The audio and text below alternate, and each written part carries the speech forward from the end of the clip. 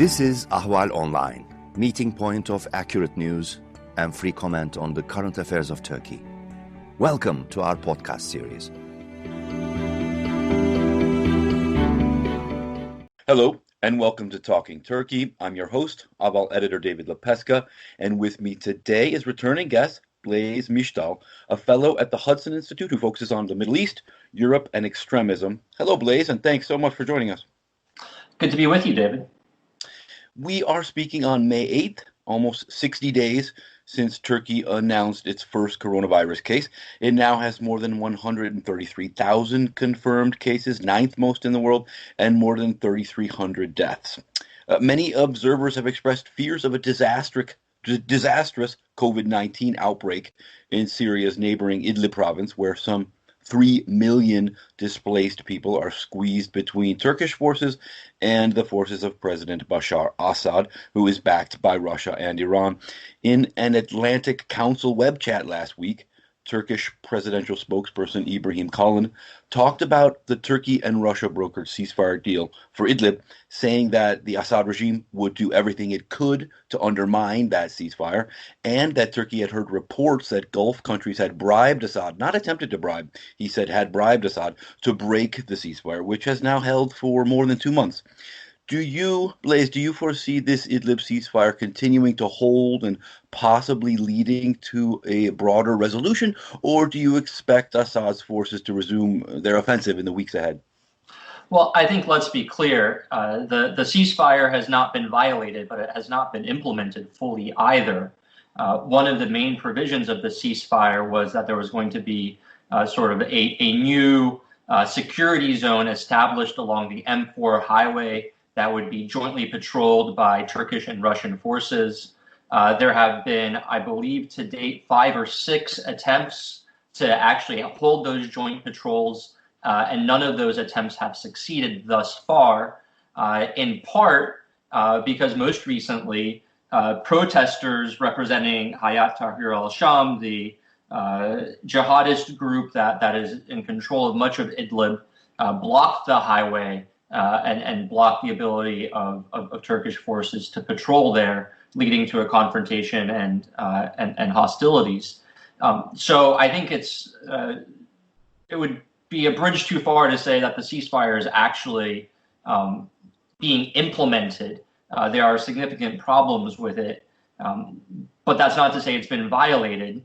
But there are multiple reasons for which that could be. I think more than anything right now, you're seeing a bit of a strategic reset. Obviously, Turkey's reaction to the killing of its troops in February and the launching of Operation Spring Shield, I think was unexpected for Russian, Syrian, and Iranian forces. It created a bit of a setback and a new strategic environment that they're now having to grapple with. There's obviously, I think, reassessments and delays happening because of the COVID-19 pandemic. That are affecting troops and forces and calculations on all sides. I think there are also sort of internal problems happening within the Russian, Iranian, Syrian condominium. Iran is clearly dealing with a very severe COVID-19 pandemic inside its own borders. It suffered a major setback on January 2nd when the United States killed Qasem Soleimani, the main architect of its Syrian campaign, and it's been being battered relentlessly in Syria in recent weeks by Israeli airstrikes.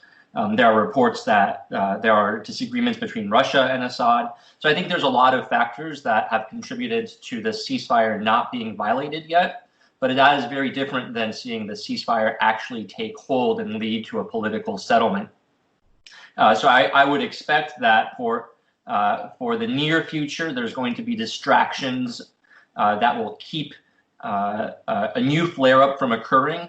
But just as we have seen with each of the previous ceasefires, sooner or later, the Assad regime and its partners will figure out a strategy, come up with a plan, or decide the time is right to push their luck just a little bit further. And then when they've gone far enough, they'll retreat behind the safety of a new ceasefire. And I think we're going to see that play out again probably before the end of this year. It's good that you mentioned Hayat Tahrir al-Sham, or HTS. That's a good lead in to my next question. In that Atlantic Council talk I mentioned, the U.S. envoy to Syria, James Jeffrey, said the humanitarian situation in Idlib is already beyond imagination, and COVID-19 will make it even worse. He also said, though, that the United States strongly supports Turkey's military action in Idlib and is delighted that Turkey is keeping terrorist groups, particularly HTS, under control. I wonder what's your view of that. Should the U.S. be supporting Turkish military action in Syria and in Idlib? And is Turkey actually keeping HTS under control? From what you just said, it sounds like maybe not. Also, the last time we spoke, you and I spoke in November, you pointed out that Turkey's relations with HTS would be a key issue for Idlib. Absolutely, and I think it's very important in Idlib, as in the broader Syrian conflict, which has now sort of collapsed mostly onto Idlib, to not think of it as just one conflict or one grouping of partners and allies against another grouping of partners and allies. There are multiple overlapping conflicts. There are sort of frenemy-like partnerships of convenience. There are quarrels within alliances. It's a very complicated situation, and not least of those is the Turkey-HTS relationship, as you've mentioned. I think on the one hand, certainly the United States, much like Russia and Iran and Assad, would prefer to see Turkey in control of Idlib and in control of HTS rather than the group, which evolved from an al-Qaeda linked organization, but has since severed ties with al-Qaeda, but certainly still subscribes to extremist jihadist ideology. We definitely would not like to see them in control of Idlib, imposing their rule, although they are ruling. We don't want them to sort of be unilaterally and unfettered in control of Idlib, let alone able to operate from Idlib like the Islamic State operated from the territories that it held. So having some sort of Turkish control over HTS is definitely not a bad outcome. Whether that is actually what is happening is certainly another question.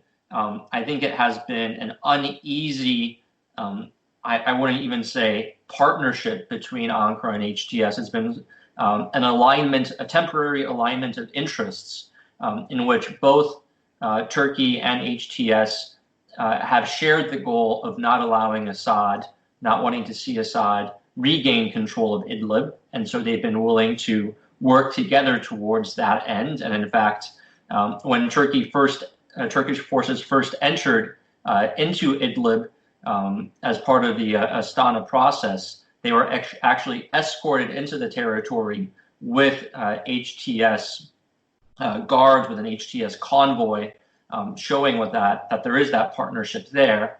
But HTS does not want to be ruled by Turkey. They have their own objectives of establishing an Islamic emirate, much like ISIS did in the East. And so they might see working with Turkey as a way to survive right now, but they do not see themselves as a Turkish partner or proxy. And I think what we're seeing right now in terms of these protests that have sprung up sporadically against Turkey within HTS territories is a way for HTS to try to have it both ways. On the one hand, it's trying to outwardly cooperate with Turkey because Turkey is protecting it from Assad. On the other hand, it does not want its followers to believe that it has moderated or made a deal with Turkey or sold out in any way. And so it's going to provide them with opportunities to push back against Turkey in order to sort of prove that it still has that hard edge. And so I think sooner or later, you are going to get to the point where as the terms of the ceasefire require, Russia and Iran are going to demand of Turkey that it demobilize HTS, and Turkey is going to have the choice of of either failing to do that and risking conflict with the Assad regime, or going to war with HTS. Thus far, Turkey's preferred middle road strategy of finding ways to politically moderate HTS and talk it down from its extreme agenda have not succeeded, and I don't expect them to succeed anytime soon, as the protests and conflict between HTS and Turkey in recent weeks suggests. You mentioned the complex web of alignments in northern Syria, but potentially temporary alignments in northern Syria. In that web chat last week, I mentioned Ibrahim Kalin also said, quote, "The Syrian people have suffered more than any other nation in recent memory. We really have to put aside our petty differences, short-term interests, and small geopolitical gains and prioritize the Syrian people." Considering Turkey's role in the early years of the war and its more recent incursions, I wonder, what do you think of this assertion from Erdogan's spokesperson? I think it is certainly true that Turkey has done more to help the Syrian people in terms of its hospitality than any other country. I mean, there are some close to 4 million Syrian refugees inside Turkey that Turkey has been supporting for the better part of a decade at this point. While I think that Turkish claims of how much they're spending to do that are overstated, it certainly is an unparalleled act of generosity that Turkey deserves a lot of credit for, and goes above and beyond anything else that anyone has been able to do for the Syrian people, even as the United States and other Western countries certainly seek to contribute humanitarian assistance to Syrians that are displaced inside the country. But that being said, there's little evidence that what Turkey is doing inside of Syria is for the benefit of anyone other than Turkey itself. It is pursuing its own geopolitical agenda there. And its actions have contributed to the suffering, displacement, and continuation of conflict that has afflicted Syrian civilians. Not least of which is restarting conflicts in places that had been pacified, such as Syria's northeast, where the United States partnered with the Syrian Democratic Forces to push out ISIS and begin to stabilize that territory. And then last October, Turkey launched an invasion and starting a new round of conflict that has displaced yet more people who had just been resettled and had just started to enjoy the fruits of peace. So, I think we should both recognize Turkey's accomplishments in helping Syrian civilians, but we should also be very cognizant of the harm they've done themselves. Mm. In that web chat last week, Colin also called for greater U.S.-Turkey cooperation, a suggestion that dovetails nicely with an article you wrote for War on the Rocks this week, examining one possible U.S. response to increasing Iranian aggression in the region, partnering with Turkey to jointly push back against Iran and its proxies. You admit in the piece that given Turkey's shift toward Russia and away from the rule of law, this might seem unthinkable, but you also point out that several key players in Washington, including Syria envoy James Jeffrey, support such a policy. You argue that the recent U.S. decision to significantly reduce its presence in northeast Syria and its ties to the Syrian Democratic Forces, or SDF, was partially about shifting to a more muscular approach to Iran, in which Turkey would play a larger role. Please, if you would, talk a bit about that, and if you could give us the outlines of how advocates of such a U.S.-Turkey partnership might see it playing out. Sure. I think the cornerstone of this sort of worldview is that the fundamental problem that the United States faces in the Middle East is a aggressive and expansionist Iran. Certainly now that the Islamic State has been beat back, and although radical Sunni Islamist groups still exist, they're on the back foot. The major remaining challenge is that of Iran, in much the same way that on a global scale, it's sort of great power competition with autocratic states seeking to undermine the international order is now considered to be the main national security challenge for the United States. And from that, you get the question of what can the United States do to push back on Iran and contain its regional influence, which we see in Iraq, we obviously see in Syria, as we were just discussing, is deeply embedded in Lebanon, has made great progress into Yemen during the civil war there in recent years, and sort of you've seen this great debate and this great tension within the Trump administration. I think that on the one hand, the goal of countering Iran is widely shared within the administration. Certainly President Trump speaks very toughly against Iran, but it's also an administration that is suspicious of and not desirous of further military engagements in the Middle East. Mm-hmm. President Trump ran on ending endless wars. And even though we've seen deployments of U.S. troops to the region to quote unquote contain Iran or deter Iranian threats, those have always been short-lived. And overall, President Trump has chosen not to respond or retaliate for Iranian aggression around the region, including ones that targeted U.S. partners, like blowing holes in oil tankers off the coast of the Emirates, launching guided missiles against Saudi oil facilities. It was only when an American contractor was killed in December that we saw a response in the form of the Qasem Soleimani strike. And so the Trump administration is stuck between this tension of wanting to counter Iran, but not wanting to put boots on the ground to do it, which leaves it seeking a partner that might be able to take on this role. And this is where I think there is a school of thought within the administration and outside of it as well, that partner can be Turkey. And for a variety of reasons,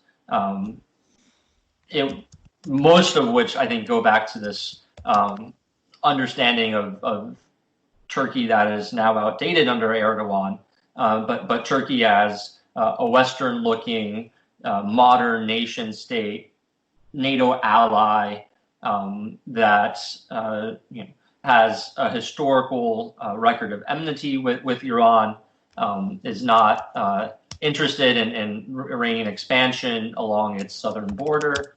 And that viewpoint in some ways is borne out by what we saw happen in Idlib in February and March, where suddenly you saw this conflagration between Turkish and Iranian-backed forces. Turkey acted quite quickly and quite effectively, taking out several members of Hezbollah and some other Iranian-backed militias. And I think this re-sparked this idea and raised the possibility that maybe Turkey would now be on the same page as the United States in terms of going after Iran. And this in some ways has also been abetted by, as you mentioned, the U.S. withdrawal or repositioning from northeast Syria, where the U.S. partnership with Syrian Kurds was seen as the main obstacle to better U.S.-Turkish ties. And with that seemingly now removed, and Turkey sort of in a newly aggressive stance against Iran, I think there is this sense that maybe now a U.S.-Turkish partnership against Iran might be possible and might be a way to square this circle, this tension that the Trump administration has between wanting to push back on Iran but not wanting to use its own troops to do it.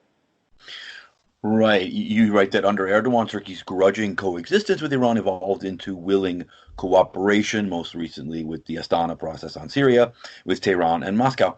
But this all changed with the late February airstrike in Idlib that killed more than 30 Turkish soldiers. Despite most analysts believing Russia was behind the strike, you write that this episode revealed Erdogan's willingness to take on Iran, specifically with, just as you mentioned, Turkish forces' attacks on Hezbollah in Syria.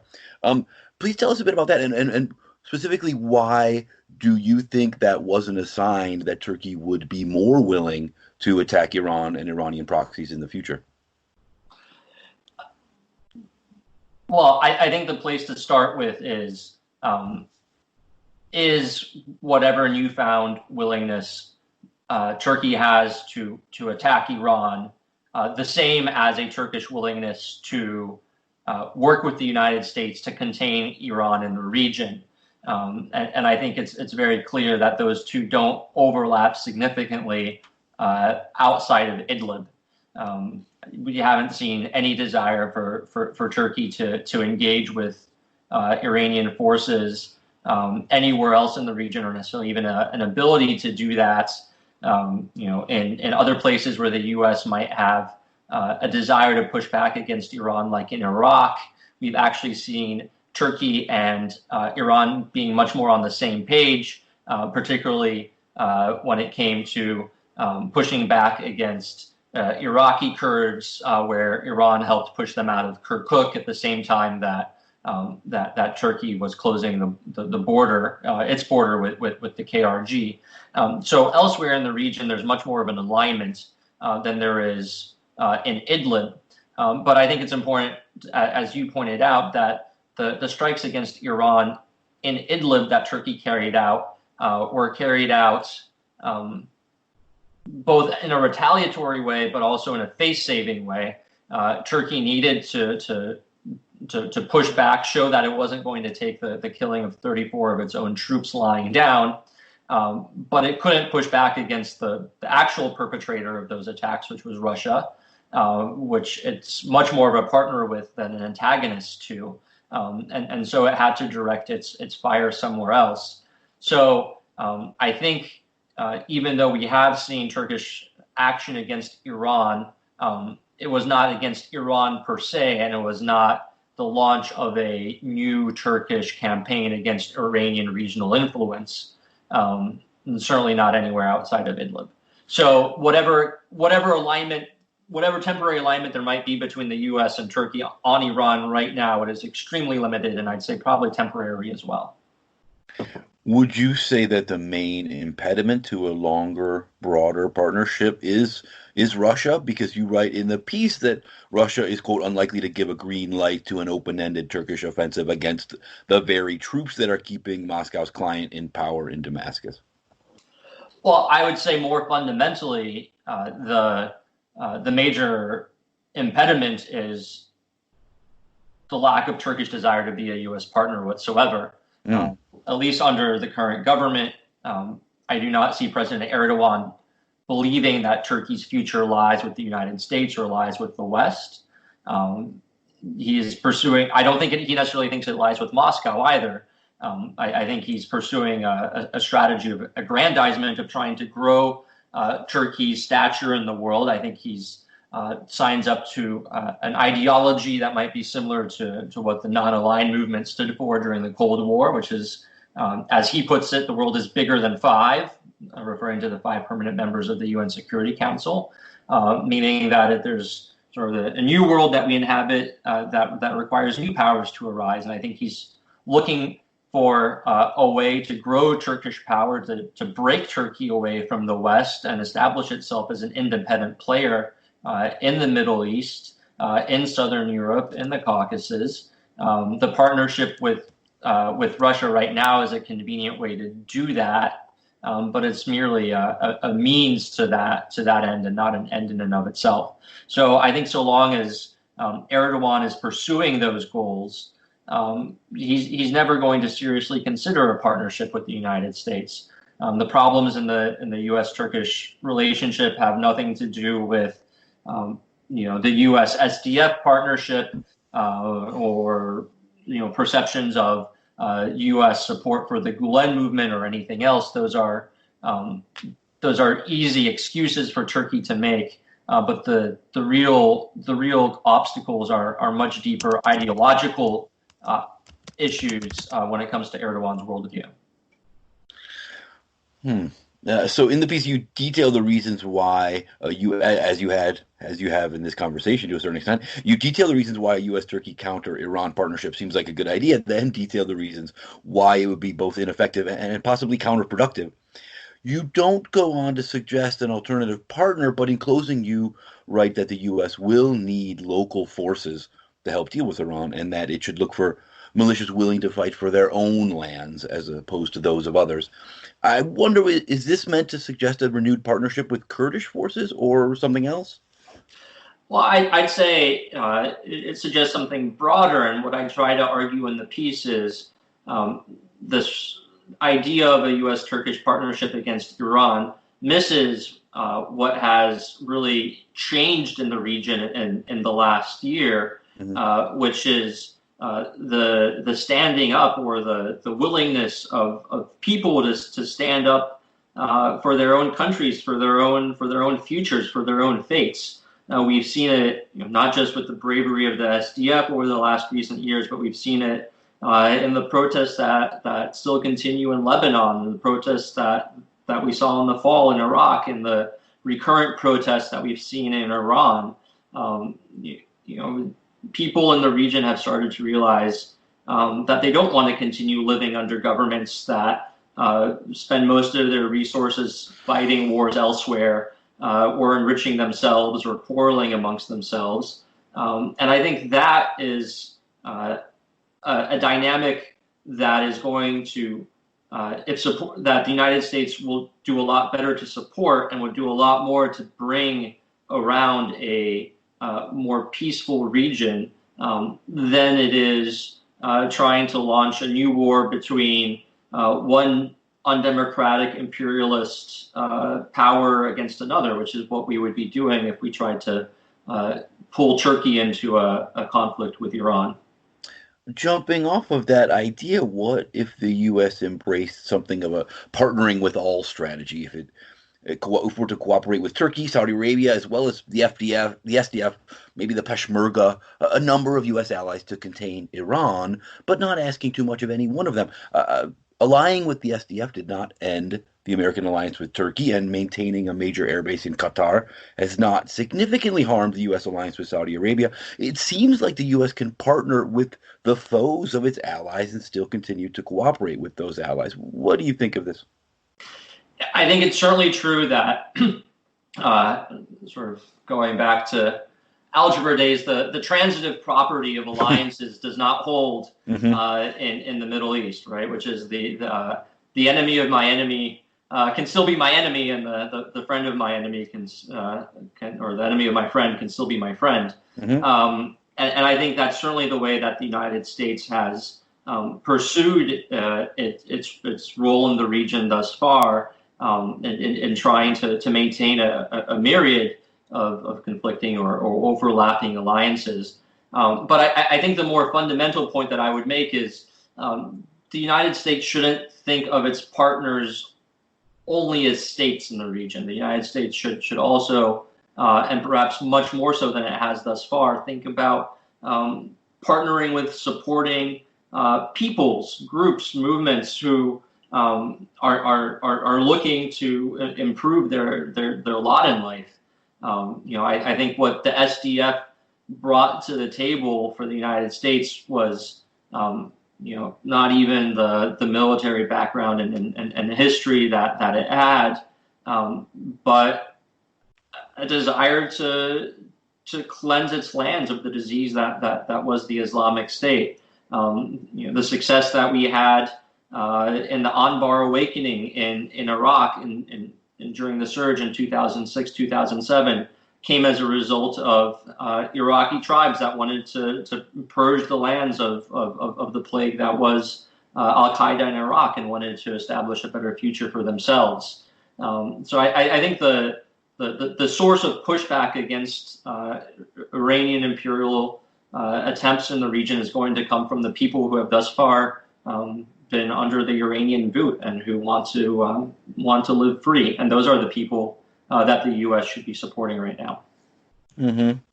One last question for you again on these U.S., Turkey, Russia tensions. In late April, Turkey announced its decision to postpone the activation of its S-400 air defenses, which it purchased from Russia, despite U.S. and NATO protestations.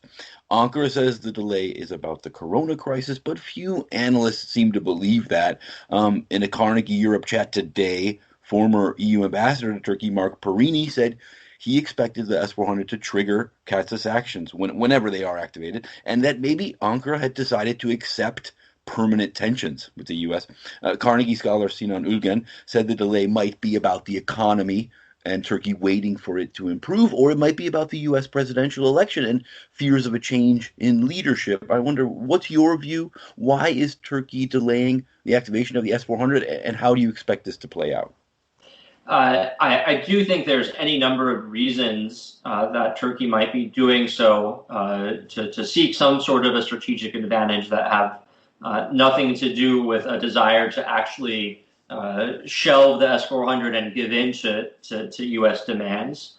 I think those reasons stem from anything from a desire to deal with the rather dire economic situation that Turkey finds itself in. It's currently negotiating to get a swap line from the U.S. Federal Reserve to allow it to access more financial resources. It's opportune for it to at least seem to be taking U.S. concerns under advisement while it's seeking that financial assistance. It might be trying to find a negotiated solution to CAATSA sanctions that might lock the United States into not sanctioning Turkey while it can then go forward with the S-400s. It might also be seeking some leverage against Russia. The situation that Turkey found itself in with regard to Idlib following the February attack on its troops was one in which it was largely depending on Russia to help restore some sort of calm. We saw Erdogan fly quickly to meet with Putin, and I imagine that Erdogan does not like the feeling of being beholden to Putin or being at his mercy when it comes to the future of Idlib and to the safety of Turkish forces there. And so this might be a negotiating chip for him to hold over the Russians. This could also just be tied to issues related to COVID-19 and this not being an opportune time to be bringing in Russian technicians to help the Turks set up the S-400. So there's, I think, any number of reasons, or maybe all of the above, for which Turkey is enacting this delay that is not indicative in any way of a change of heart on the Turkish side. So when Turkish officials vow again and again, even since this recent announcement of the delay, vow again and again to inevitably activate the S-400s, you don't doubt their sincerity. You don't think that's some sort of ploy? Not at all, no. Look, I think Turkey is always looking for a better deal, and so I think if there were to be one offered to them, they'd be willing to consider it. But I do not see any deal available and acceptable to the United States that would get Turkey to change its mind. Interesting. Okay, Blaise Misztal of the Hudson Institute, thank you so much for your time and insight. It's been a pleasure. David, thank you for having me.